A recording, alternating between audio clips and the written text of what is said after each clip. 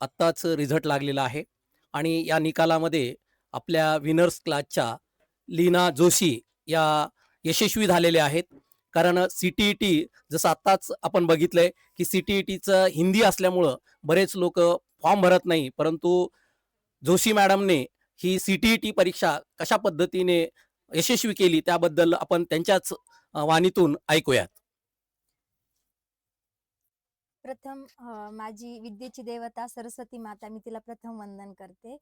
The winner study सेंटरचे कार्यवाहक माननीय श्री शिंदे सर, तसेच इथे उपस्थित असलेले व्यासासारखे व्यासंगी व्यक्तिमत्व असलेले आदरणीय Surase sir, Sharad Jadhav sir, Amol Antarkar sir, Dahije sir, तसेच इथं नाही तरी पण आमच्या स्मरणात ते सदैव राहतील असे चांदुरीकर सर, विठ्ठल पोंगळे सर, तसेच ऑल विनर्सची द विनर स्टडी सेंटरची पूर्ण टीम यांना मी प्रथम धन्यवाद म्हणते आणि त्यांचे आभार मानते.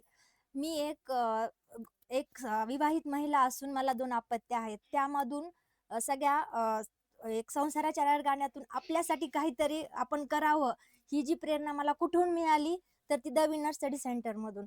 मी शिंदे सरांचं असंच काम आवरल्यानंतर एक व्हिडिओ पाहिला होता. त्याच्यातून की इथं गृहिणींसाठी ही एक खूप छान प्लॅटफॉर्म आहे आणि त्यातून आपण काहीतरी केलं पाहिजे स्वतःसाठी. एक तुम्हाला आपण सगळे म्हणतो की पाणी हे एक आपलं जीवन आहे. तर एक पाण्याचा थेंब जर आपण स्वयंपाक केल्यानंतर जर तो गरम तव्यावर पडला, जर तो पाण्याचा थेंब जर गरम तव्यावर पडला, तर तो थेंब क्षणात नष्ट होतो. तोच पाण्याचा थेंब, त्याचं तेच अस्तित्व, त्याचं तेच दिसणं जर अश्रूच्या द्वारे जर डोळ्यातून बाहेर आलं, तर त्याला एक भावनेचं स्वरूप प्राप्त होतं. ते म्हणजे सुख, दुःख किंवा राग, आनंद. ते अनेक प्रकारच्या भावना असतात. पण तेच पाणी जर समुद्राच्या लाटेद्वारे जर ओहोटीच्या स्वरूपात आलं, तर अथांग समुद्राला सुद्धा ते शांत करू शकतं किंवा नष्टही करू शकतं. परंतु तोच एक पाण्याचा थेंब जर समुद्राकाठच्या एका शिंपल्यात जाऊन पडला, तोच पाण्याचा थेंब जर समुद्राकाठच्या एका शिंपल्यात जाऊन पडला, तर त्या कालांतराने त्यातून एक चमकणारा मोती तयार होतो. कालांतराने त्यातून एक चमकणारा मोती तयार होतो आणि तो मोती सगळ्यांना प्रकाशमय करतो. जर तो अंधाऱ्या खोलीत जरी ठेवला, तरी त्याचा प्रकाश तो सगळ्यांना देतो. तर हे द विनर स्टडी सेंटरमध्ये आम्हाला ह्या द विनर स्टडी सेंटरनी ह्या सगळ्या लाखो महाराष्ट्राच्या बाहेर सुद्धा भरपूर विद्यार्थी आहेत, की ते एकत्र एका 45 मिनिटाच्या मध्ये सगळेजण एकत्र जोडलेले असतात. ते दिसत नाहीत, पण त्यांना प्रेरणा देणारे हे सगळे व्यासंगी व्यक्तिमत्व असतं. तिथं त्यांच्यासाठी ते अहोरात्र त्यांची टीम झटत असते. आदरणीय सुरासे सर 10 वाजू तरी त्यांचं लेक्चर ते कधीच मिस करत नाहीत.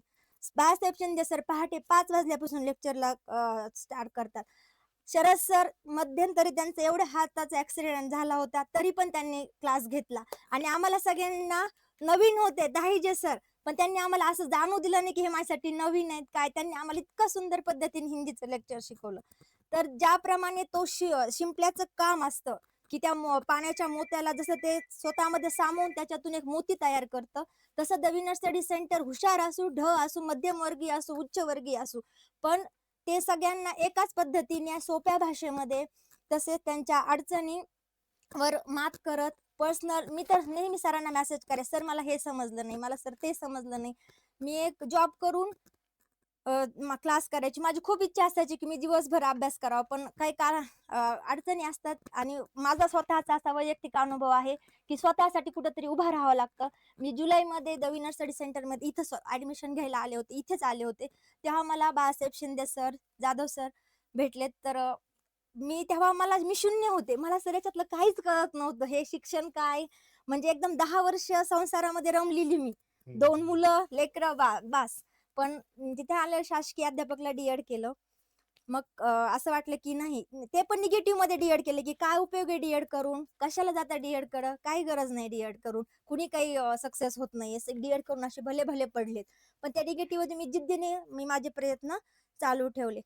पण त्यावेळेस माझी इथं कोणत्याही संस्थेवर जा, पैसा भरावा लागतो. अरे जा कुठेही जा, पैशाशिवाय काम होत नाही.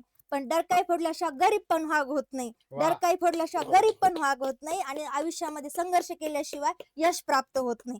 संघर्ष करण्यासाठी सुद्धा महत्वाचा प्लॅटफॉर्म लागतो, महत्वाचं मार्गदर्शन लागतं. ते द विनर स्टडी सेंटर मध्ये आहे आणि त्याच्यामध्ये एक स्वतःमध्ये आत्मविश्वास निर्माण होतो.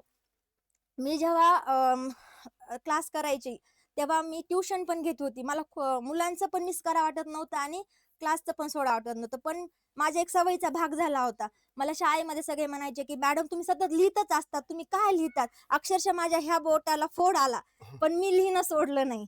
मी आज त्या नोट्स सरांना दाखवायला आणल्यात. मी सरांना म्हणायचे, "सर झूम मीटिंग घ्या ना." सुरेश सरांना मी नेहमी म्हणायचे, "सर मी लिहिते, माझी झूम मीटिंग घ्या ना एकदा. माझ्या चुका काढा तुम्ही." मला इच्छा असायची, की सरांनी माझ्या चुका काढावं. सरांची जी अमृतवाणी होती, मी ते पूर्ण आणि पूर्ण त्या वहीमध्ये उतरवत होती.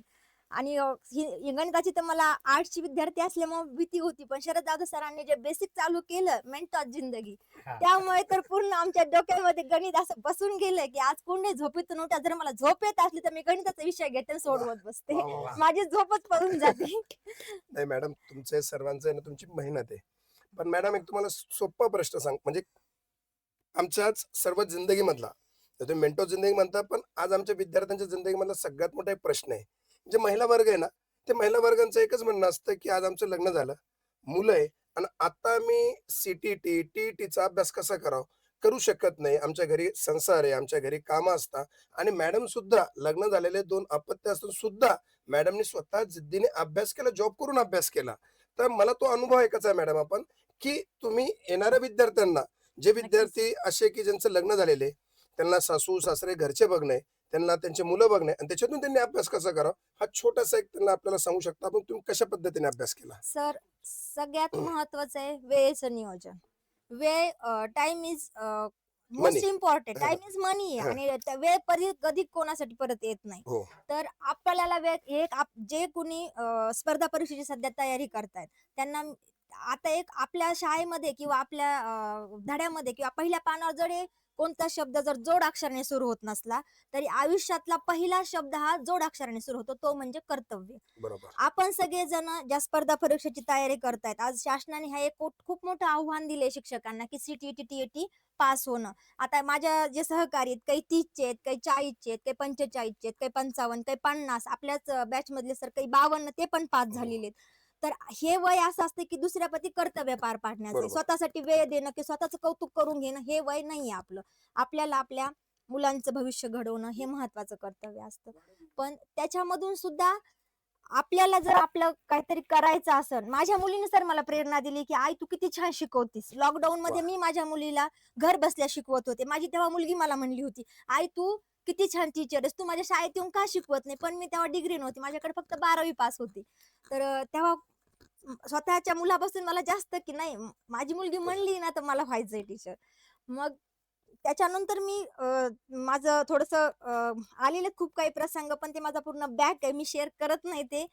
पण त्यातून मी खूप काही शिकले, त्यातून मी खूप काही घडले. त्यामध्ये माझ्या माहेरच्या माणसांनी मला खूप साथ दिली. विशेषतः माझी बहीण इथं आलेली आहे. तिने तर मला अगदी आईसारखा सपोर्ट केलेला आहे. माझे काका, काकू, बहीण सगळ्यांनीच मला सपोर्ट केला. आणि सासरच्या पेक्षा अशा याच्यामध्ये ना थोडा माहेरच्यांचा परीक्षेपुरता सपोर्ट घ्यायचा सगळ्यांनी. नक्कीच घ्यायचा. कारण माहेरचं सगळं जण पोटात एक आईच असते, की लेकीचं सगळं पोटात घालू शकते. सासू नाही आपल्याला हातात देऊ शकत, आई देऊ शकते. म्हणून आईला जवळ करायचं. ह्या परीक्षेच्या काळामध्ये आईला जवळ करायचं. तू काय कर नाही कर, पण मला एवढी मदत कर. वाह, वाह! एवढं म्हणून तिच्याकडं एक हे करायचं आणि आई आपल्याला कधीच नाकारू शकत नाही. माझ्या आईने मला खूप प्रोत्साहन दिलं आता यामध्ये. बघा मॅमने सांगितलं, आज आपण महाराष्ट्रामध्ये भरपूर विद्यार्थी जे टी-ई-टी, सी-टी-टी आणि काय तलाठी या स्पर्धा परीक्षेला तयारी करणार. परंतु लग्न झाल्यामुळे काही जण आपले स्वप्न विसरून जातात, की नाही आता लग्न झालं, आता मला मुलं झाले, आता मला काही नाही करायचं फक्त आता. तर तशा महिलांसाठी मला नम्रतेची विनंती आहे, की तुम्ही घरी न बसता ह्या ताईने जसं मेहनत केली, आज यांचं यश संपादन केलं, तसं तुम्ही सुद्धा करू शकता. फक्त स्वतःला एक प्रयत्न देऊन पहा, स्वतः एक प्रयत्न करून पहा. त्यांनी जसं सांगितलं मोती, एक आपला साधा अश्रूचा प्रकार त्यांनी किती सुंदररीत्या सांगितलं, की काय-काय अश्रूचं होऊ शकतं. त्याप्रकारे तुम्ही सुद्धा बदलू शकता. तर कृपया स्वतःला एकदा चान्स देऊन बघा आणि हा चान्स आमच्यासोबत द विनर स्टडी सेंटर सोबत येऊन पहा. मॅडम स्वतः सांगितलं प्लस मला सांगू गणिताची जी न्यूनगंडाची भीती आहे, ती भीती या पूर्ण विषय मराठी, इंग्रजी असून द्या, कोणताही विषय होऊन द्या, ही भीती दूर करण्याचं काम आमचं विनर्स एज्युकेशन खूप चांगल्या तऱ्हेने करू शकतं. हे आम्हाला 100% माहिती आहे. धन्यवाद Yes, sir. ma'am. Thank you very धन्यवाद much. सर. खूप खूप आभारी आणि माझ्या या इथून पुढच्या वाटचालीमध्ये सुद्धा मी अखंड तुमच्या सोबत राहणार आहे Yes, सर. 100%. पुढची टेटची सुद्धा मी अशीच तयारी करणार आहे. तुम्ही Yes. सहकार्य करा सर. मॅडम एक आयुष्यामध्ये एक हे राहतं की सुरुवात जर गोड पासून झाली तर शेवट सर पण वेल गोड बिगन पासूनच अँड होतं. Half done. यस, वेल डिंग ना. Thank you so much ma'am. Thank you. Thank you.